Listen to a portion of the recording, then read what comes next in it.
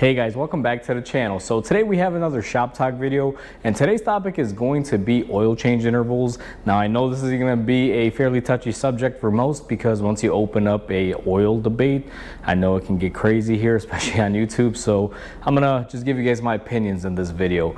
Now before we go ahead and begin, if you guys haven't subscribed to the channel, hit the subscribe button down below and definitely smash that like button because it helps the channel out.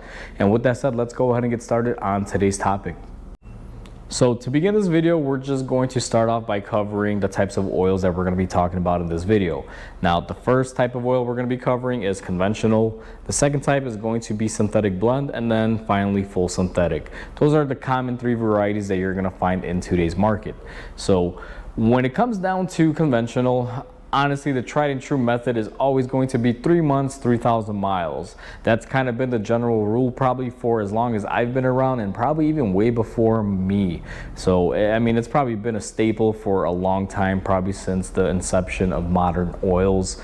If I'm wrong, feel free to comment below and let me know. But growing up, I always heard 3 months, 3,000 miles. And when I started in the industry, before synthetic oils and synthetic bases started taking over, that was always the key rule. That's what we always stickered our cars at, and that was general for conventional. Now, in between the conventional and the full synthetic, you have what's called a synthetic blend. Now, these formulations can really be tricky to identify. Sometimes a synthetic blend could be a high mileage oil. It could be branded as synthetic blend, high mileage, you know, it could be a lot of different things. I've seen it as being marketed as, let's say, an ultra oil. So it's a lot of marketing gimmickry when it comes to this. You really want to watch what you're buying and read the actual labels to see what you're getting. Because I've honestly seen a high mileage oil that was fully synthetic and then a high mileage oil that was synthetic blend. So different manufacturers use these terms very loosely. So you want to read the labels on your oil. But when it comes down to synthetic blend oils, a lot of you are actually going to be shocked when I say this, and you may disagree, so hopefully you guys don't go off at me at the comments, but I don't see it being any different than conventional. Sure, it's a synthetic base and then it's blended with half conventional in there, so you would think that there'd be some more benefits to that, and you're right, there are some benefits to that, but not in the, I guess you can say the way that you would think. The benefits of synthetic blends are basically getting a conservatively priced oil with synthetic properties built in to help clean your engine. You get a little bit more of a formulation that's going to hold up better to, let's say, heat and moisture and things like that, and work better under pressures compared to the conventional. But realistically, synthetic blend is the conventional oil of today's modern world. When they had conventional back in the day, it was only one option. Now conventional for most cars, especially newer cars, it's not even a necessary thing on the table. You don't really run conventional in a lot of stuff anymore. To be honest with you, I don't even stock conventional oil in my shop. All I run is synthetic blends and full synthetics. That's kind of where it's come down to. But if you are using the synthetic blend, to me, it's basically today's modern conventional oil, or the starting point of oils. I see conventional as almost non-existent or a real step down, and a lot of you may disagree with that, but if you just look at modern cars, everything has some sort of synthetic base in it. So when it comes down to the blended synthetics, I always tell people same exact thing as your conventional. If you're feeling, I guess you can say that that's not correct, I've told people, especially my customers, like, hey, listen, I know there's the name synthetic in it, but you got to remember it's half conventional and then half a synthetic blend. So realistically, you're just kind of getting today's modern base oil. If you want to extend it for another month or maybe another 1,000 miles and take it up to 4 months, 4,000 miles, go ahead. But at the end of the day, I'm going to put a sticker on the car that has a 3-month, 3,000 mile sticker on there with nothing else. I'll kind of tell that to the customer off the books, because to me, I stick with the 3-month and 3K rule on that. So synthetic blend oils are the same as conventionals, at least in my shop and in my opinion. Now, there are benefits compared to the conventional, like I said, but overall, not that much difference. Now, when it comes down to full synthetic oils, this is where it can get a little dicey, and a lot of people will say, well, it's pretty clear, 10,000 miles.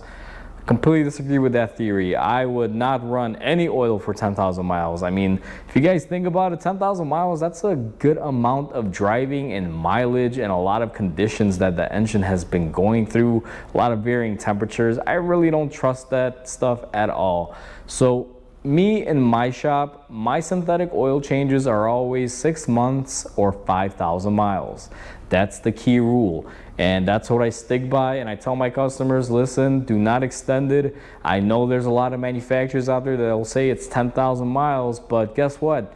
When a manufacturer makes that claim, you're probably going to be out of warranty by the time you have an engine failure or some sort of engine issue. So you're not going to know it until it's too late. And that's what people fail to understand, is that synthetic oil, when the manufacturer makes that claim, they're only going to warranty your engine when your car is brand new for a certain amount of time. Realistically, running your engine at 10,000 mile oil change intervals for the first few thousand miles, let's say the first 40, 50,000 miles, you're not going to see much happen, because it's just the build up to the later, where basically you get into your 60, 70,000 miles, and then all of a sudden you start having engine issues like burning oil and things of that nature. But either way, that's a whole other topic for another video. I'll probably cover that a little bit later. But realistically, like I said, full synthetic oil change, 5 months, 6,000 miles. Now, in this particular thing, that's the commercial, I guess you can say, staying for most shops. In my general area, that's what we typically tell our customers and run in them. And I honestly think that's pushing it.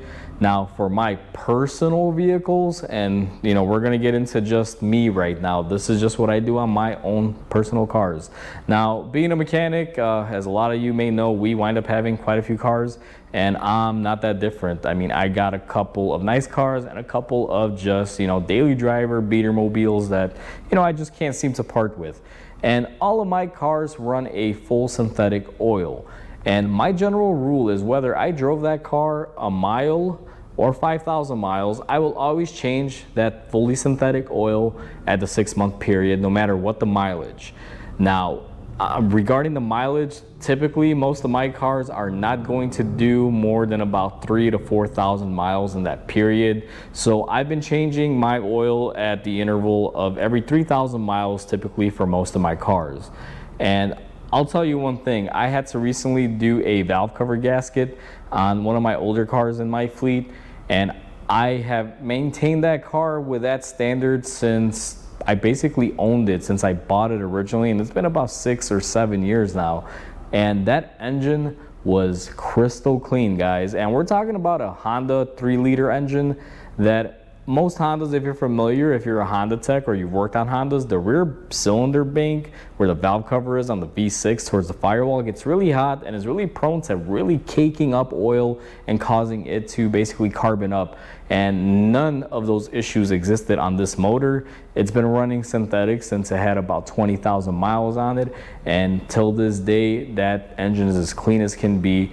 And I've also seen it on my customer vehicles that have had full synthetic oil ran in the intervals of every 6 months or 5,000 miles, and their engines are top notch on the inside. The aluminum does not stain, you don't get that carbon buildup, and it's just overall very clean, because that is taking care of your engine. I've seen engines that ran 10,000 miles full synthetic. You crack them open, do a valve cover gasket or something, and you can clearly see that they are starting to stain, and there's a little bit of buildup causing there. Now, the buildup isn't great, but that staining is varnishing, which is telling me that oil is losing the ability to keep clean and keep the engine clean. So your whole engine throughout is pretty much going to be varnished up, which eventually will lead to carbonization and lead to other issues like engine failure, and things of that nature. So that's how I go about when it comes to the standard of oil intervals. At my shop, there's only 3 stickers that I'll provide, and it's basically a conventional oil change, which again, I don't really do, but that's a 3 month, 3,000 mile oil change. Your synthetic blend is the same as a conventional, 3 months, 3,000 miles. Fully synthetic oil, doesn't matter what the manufacturer recommends, that car is getting a 6 month or 5,000 mile sticker on it, and it's just simple as that. Now, manufacturers have different terms and this and that. They claim that this oil is better than that, and I do agree that certain manufacturers do build certain things to work with a certain type of oil, and that's 100% true.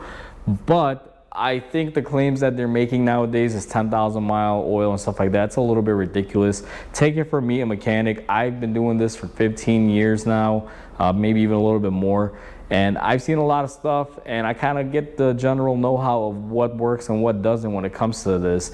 And I'm telling you, cars that have followed that full synthetic regimen and the synthetic blend regimen that I just described to you guys have always never really had engine issues when it came to the mechanical aspect, unless somebody, you know, purposely ran them dry without oil or something of that nature.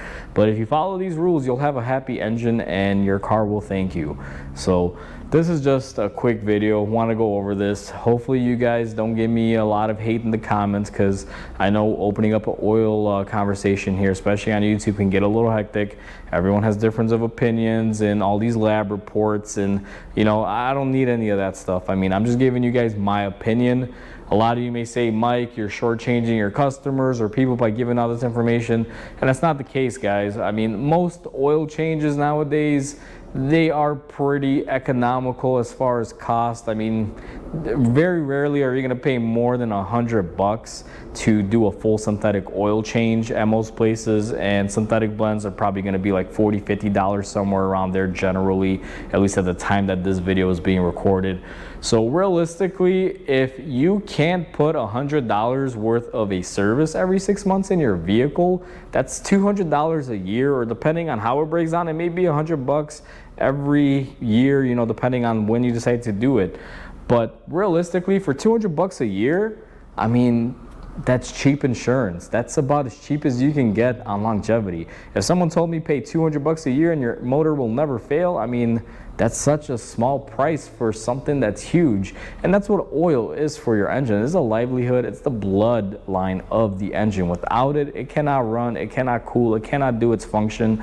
So why would you want to cheap out? Even if you're paying, let's say, even $300 per year, again, something, you know, it's minimal. Now, there's a lot of cars out there, like, you know, your higher end Mercedes, BMWs, things like that. They'll probably, you know, be a little bit more expensive on the oil, but all of those cars, if you don't buy the dealer oil and you actually do your research, you'll actually find a formulation that's off the shelf, which will include Mobil, Castrol, Pennzoil.